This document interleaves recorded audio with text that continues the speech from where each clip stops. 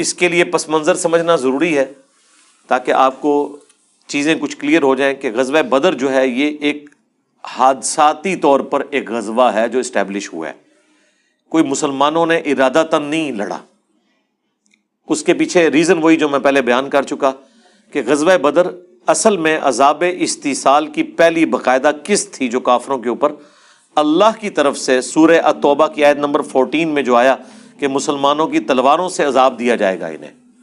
جس طرح کے اگلے رسولوں کے انکار کرنے پر اللہ کی طرف سے غیبی عذاب آتا تھا، اس کیس میں صحابہ کی تلواریں جہاد اور قتال کی شکل میں مسلط ہوئیں. یہ رسول اللہ کی خوبی ہے. دوسری نبی صلی اللہ علیہ وآلہ وسلم کی خوبی یہ ہے کہ اگلے انبیاء کا معجزہ دعوی نبوت والا وہ ٹینجیبل فارم میں فزیکل فینومینا آف نیچر کو توڑنے والا ہوتا تھا. موسیٰ علیہ السلام کے لیے لاٹھی کا سانپ اور اژدہا بن جانا، عیسیٰ علیہ السلام کا مردوں کو زندہ کرنا. لیکن ہمارے نبی کے کیس میں اس طرح کے معجزات دعوی نبوت والے نہیں ہیں سوائے اس قرآن کے. باقی معجزات ہیں لیکن دعوی نبوت والا جو معجزہ ہے وہ قرآن ہے. اسی لیے اسے قیامت تک کے لیے محفوظ کر دیا اللہ نے، چونکہ نبوت قیامت تک کے لیے تھی. انا نحن نزلنا الذکر وانا له لحافظون، بے شک اس الذکر یا دہانی کو ہم نے نازل کیا، ہم ہی اس کی حفاظت کرنے والے ہیں. تو غزوہ بدر اس عذاب کی پہلی قسط تھی. بلکہ اس سے پہلے تو یعنی کفار جب لڑنے کے لیے آ رہے تھے وہ کہہ رہے تھے یوم الفرقان ہوگا، یہ حق اور باطل میں فیصلے کا دن ہوگا. ٹھیک ہے، تو اللہ تعالیٰ نے کہا کہ پھر ہم اسے یوم الفرقان بنائیں گے. اور ابو جہل بھی قتل ہوا، 70 کے قریب ان کے سردار قتل ہو گئے. اور مکے میں تو صف ماتم بچھ گئی، اور قریش تو اپنی تلوار میں بھی مشہور تھے. کبھی انہوں نے سوچا ہی نہیں تھا کہ ہمیں بھی شکست دی جا سکتی ہے. اور اس سے بڑی ان کے لیے ذلت یہ تھی کہ ہمارے اپنے قریشی لوگوں نے ہی ہمارے ساتھ یہ کیا ہے. تو یہ بہت بڑی ذلت، کیونکہ وہ تو آپ سمجھ لیں ایک پیر خانہ چلا رہے تھے نا، اللہ کی خانقاہ چلا رہے تھے. ان کے تو قافلے بھی راستے میں لوٹے نہیں جاتے تھے. پورے عرب کے لوگ قریش کو بڑی رسپیکٹ دیتے تھے، کیونکہ ہر قبیلے کے بت رکھے ہوئے ہوتے تھے کعبے میں، تو وہ رسپیکٹ دیتے تھے. ان کے قافلے کو کوئی ہاتھ نہیں ڈالتا تھا، اتنی ان کی عزت تھی. تو اور اتنی ان کی مٹی پلید ہوئی اس حوالے سے، ظاہر ہے پورے عرب میں ان کی وہ ایک بے عزتی بھی ہوگی کہ وہ لوگ جن کو انہوں نے ذلیل و خوار کر کے یہاں سے نکالا اپنے زوم میں، ان کی جائیدادوں کے اوپر قبضے کیے، وہ نہتے لوگ مدینے میں گئے ہیں اور 313 لوگ نہتے آئے ہیں، اور 1000 کا لشکر جو کیل کانٹے سے لیس ہے انہیں ملیہ میٹ کر کے رکھ دیا ہے. تو کتنی بڑی بے عزتی ہے آج کے دور میں بھی، ذرا آپ اس کو سوچیں. تو یہ غیبی مدد تھی، اللہ تعالیٰ کی طرف سے یہ عذاب نازل ہوا تھا. اور قرآن میں بھی ذکر آئے گا کہ فرشتے نازل ہوئے باقاعدہ. بخاری مسلم میں احادیث ہیں کہ فرشتے حضرت جبرائیل علیہ السلام خود نازل ہوئے اس جنگ کو لڑنے کے لیے. حتیٰ کہ بخاری میں حدیث ہے حضرت جبرائیل نے رسول اللہ سے پوچھا کہ آپ کے ساتھیوں میں سب سے افضل کون ہے؟ تو نبی الاسلام نے فرمایا کہ وہ میرے ساتھی جو بدر میں میرے ساتھ شریک ہوئے ہیں. تو انہوں نے کہا یا رسول اللہ، ہم فرشتوں میں بھی سب سے افضل فرشتے وہ ہیں جو بدر میں آپ کے ساتھ تھے. یعنی رسول اللہ کی نسبت کی وجہ سے فرشتوں کے بھی مراتب ہیں، نبی الاسلام کی نسبت کی وجہ سے. تو یہ غزوہ بدر ایک بہت غیر معمولی چیز تھی. اسی لیے بخاری میں آتا ہے نبی علیہ السلام نے کس طرح دعا کی ہے پوری لجاجت کے ساتھ کہ اے اللہ، اگر تو چاہتا ہے کہ اب قیامت تک تیری عبادت نہ کی جائے تو پھر تو یہ بے شک مارے جائیں، اور اگر تو یہ چاہتا ہے کہ تیرا ذکر قیامت تک ہو تو پھر تم نے میری لاش رکھنی ہے. اور پھر نبی علیہ السلام حضرت ابوبکر حضور کے ساتھ ہیں، وہ دعا سن کے حضرت ابوبکر کا کلیجہ منہ کو آ رہا ہے کہ حضور کس طریقے سے دعا مانگ رہے ہیں. اب حضرت ابوبکر کو تو اندازہ نہیں تھا نا، حضور کی تو پیچھے محنت تھی، آپ کو پتا تھا کہ اگر یہ کام، اب وہ آپ سمجھ لیں ایک تھریش ہولڈ پوائنٹ تھا، ادھر 0-1 ہو جانا تھا. اگر مسلمان وہ جنگ جیتے ہیں تو مسلمانوں کا گراف اوپر چڑھنا تھا، اور اگر وہ جنگ ہارتے ہیں تو سارے کا سارا معاملہ ہی ریورس ہونا شروع ہو جانا تھا. جن پہ دھاک آلریڈی بیٹھی ہوئی تھی، نبی علیہ السلام جب مدینہ شریف ہجرت کر کے گئے ہیں تو دھاک تو بیٹھ گئی تھی. اس سے بڑی کیا دھاک تھی کہ عبداللہ ابن ابی جو قریب تھا کہ وہ پورے مدینے کا سردار چنا جاتا، رسول اللہ کو چن لیا گیا. مواخات کروا دی نبی علیہ السلام نے، انصار اور مہاجر بھائی بھائی بنا دیے.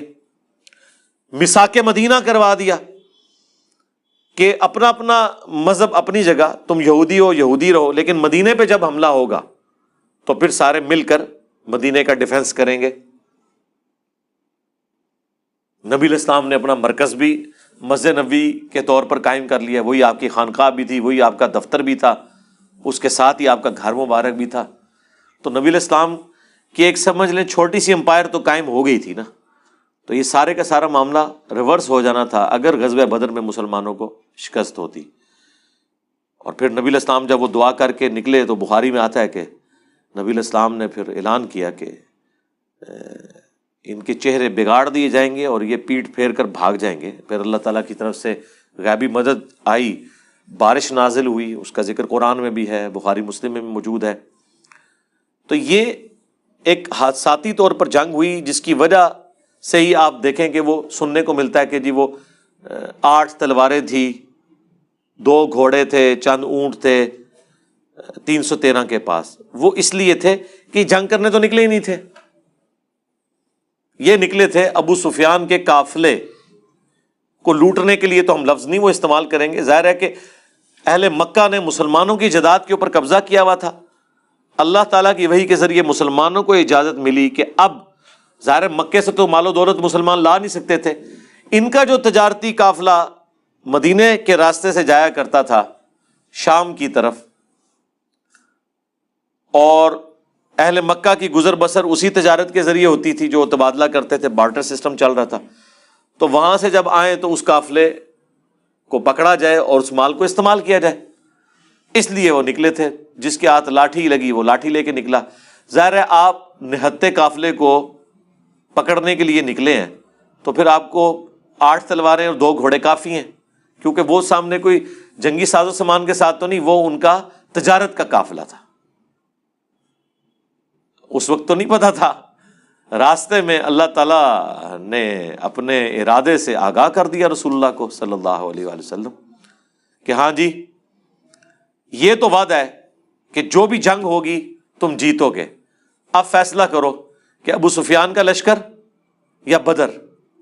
تو ظاہر ہے عقل تو یہی متقاضی ہے کہ ابو سفیان کا لشکر ہی چاہیے۔ بدر تو مشکل تھی کیونکہ ابو سفیان کو یہ پتا چل گیا کہ مسلمان یہ ہمارے قافلے پہ حملہ کریں گے۔ اس نے ایک تیز گھوڑ سوار بھگا دیا مکے کی طرف کہ تمہاری اگلے پورے سال کی اکانومی ڈیپینڈنٹ ہے کہ میں صحیح سلامت پہنچ جاؤں، ورنہ بھوکے مرو گے۔ یہ محمد اور اس کے ساتھی صلی اللہ علیہ وآلہ وسلم و رضی اللہ عنہم اجمعین یہ تو لوٹ لیں گے سب کچھ۔ اور پیرلل میں اس نے ہوشیاری یہ کی کہ وہ جو پراپر راستہ تھا جو مدینہ شریف کے قریب سے گزرتا تھا وہ اس نے تبدیل کر کے ساحل سمندر کے کنارے کنارے وہ باہر سے مکے تک چلا گیا۔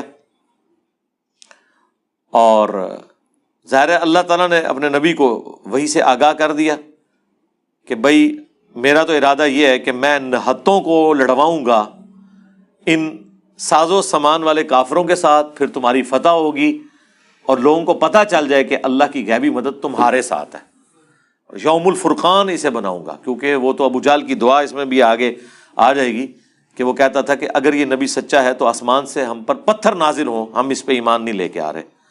تو اللہ تعالیٰ نے کہا کہ یہ جو اس طرح کی دعائیں کرتا ہے نا اور لوگوں کو دھوکہ دیتا ہے، یہ سب کا سب معاملہ تل پٹ ہو جائے گا جب غیبی مدد آئے گی اور رسول اللہ صلی اللہ علیہ وآلہ وسلم اور ان کے جانثار ساتھیوں کو جو فتح نصیب ہوگی، یہ فتح یہ اس چیز کو طے کرے گی کہ اللہ کی غیبی مدد ہے نبی صلی اللہ علیہ وآلہ وسلم کے ساتھ۔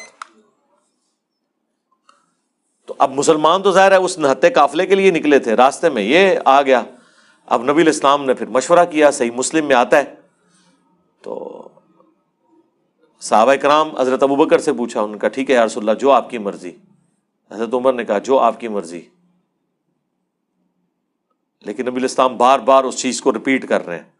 تو سعد ابن معاذ اوس کے سردار تھے، ان کا یا رسول اللہ مجھے لگ رہا ہے کہ آپ کا اشارہ ہماری طرف ہے، تو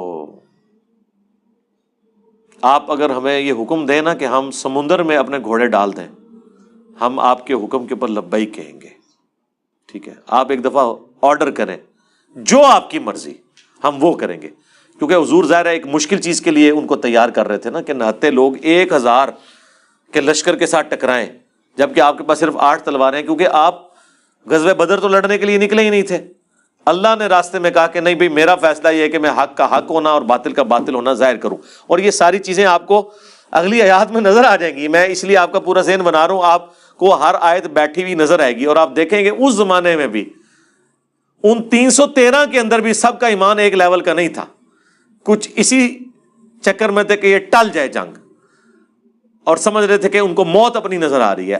ہر زمانے میں ایک جیسے اہل ایمان نہیں ہوتے, حالانکہ ہم ان 313 کو سب سے بہتر سمجھتے ہیں, ان میں بھی آگے ڈویژن موجود تھی. اور اسی موقع کے اوپر حضرت مقداد کا وہ جو جملہ ہے جو بخاری میں الفاظ ہیں, عبداللہ ابن مسعود کہتے ہیں کہ میری پوری زندگی یہ خواہش رہی ہے کہ کاش یہ جملہ میری زبان سے نکلتا, جو حضرت مقداد کی زبان سے نکلا کہ یا رسول اللہ ہم موسیٰ کے ساتھی نہیں ہیں کہ ہم آپ سے یہ کہیں کہ اے موسیٰ تو اور تیرا رب جا کے لڑے, ہم یہیں پہ کھڑے ہیں, جا کے تم لوگ شام فتح کرو, تو جب فتح ہو جائے گا تو ہم داخل ہو جائیں گے, ہم آپ کے آگے سے لڑیں گے, دائیں سے لڑیں گے, بائیں سے لڑیں گے, اپنی جان آپ کے اوپر نچھاور کریں گے. تو نبی الاسلام کو اس حوالے سے حوصلہ ہوا. اسباب کی تو اپنی اہمیت ہے نا جی, مطلب اس زمانے میں کوئی نگاہ نہیں مارا کرتا تھا. حضور پورا مشورہ لے کے چل رہے ہیں کہ ظاہر ایک مشکل ڈیسیژن ہے, اس کے اگینسٹ لوگوں کی جان جا سکتی ہے. اللہ تعالیٰ نے یہ ایفرٹ کروانی تو انسانوں کے ذریعے ہے نا, یہ تو بعد میں سلسلہ شروع ہوا ہے نا کہ نگاہ مار کے اتنے ہزار کو یہ کر دیا تو اتنے لاکھ کو یہ کر دیا. ٹھیک ہے, ہاں بس کام وہ نہیں ہوا جو وہ کرنے والا تھا, کہ نگاہ مار کے یوٹیوب کے اوپر جو گستاخانہ ویڈیوز تھیں وہ کوئی بزرگ ڈیلیٹ نہیں کروا سکا. یہ ایک افسوس کی بات ہے. نگاہ مار کے پچھلے سینکڑوں سال سے, بیچ میں آپ سمجھ لیں, اب تو خیر وہ ایک پورشن بیچ میں 400 سال کا آیا سلطنت عثمانیہ کا, اس کے بعد سے 100 سال سے جو ہے وہ یروشلم مسلمانوں کے پاس نہیں ہے. اس سے پہلے بھی 400 سال سے پیچھے بھی چلے جائیں تو پھر بھی مسلمانوں سے کچھ عرصہ نگاہ مار کے کچھ نہیں ہوا. وہ صلاح الدین ایوبی کوئی جنگ لڑنی پڑی, ٹھیک ہے نا, تو جنگوں کی تکلیفیں کاٹنی پڑی ہیں. صوفیاء بس دعائیں کرنے کے لیے خانقاہوں میں بیٹھے ہوئے, اور خام خواہ ان کے کھاتے میں جا کے چیزیں ڈال جاتی ہیں. ایفرٹ کوئی اور پٹ کرتا ہے, محنت کوئی اور کرتا ہے, اور ان کے کھاتے میں ڈل رہی ہوتی ہے. تو اب یہ انشاءاللہ اگلی دفعہ اس کا تفصیلی ذکر آئے گا کہ کس طریقے سے نبی الاسلام جب گھر سے نکلے اور اس وقت کیا سچویشن تھی, راستے میں جب پتہ چلا تو پھر کیا سچویشن تھی, پھر الٹیمیٹلی اللہ تعالیٰ نے مسلمانوں کو فتح دی. اور یہ ایک سمجھ لیں میجر مائل سٹون تھا غزوہ بدر. ٹھیک ہے, ابھی تو کسی کو پتہ نہیں تھا کہ یہ قادسیہ اور یرموک تک بات جانی ہے.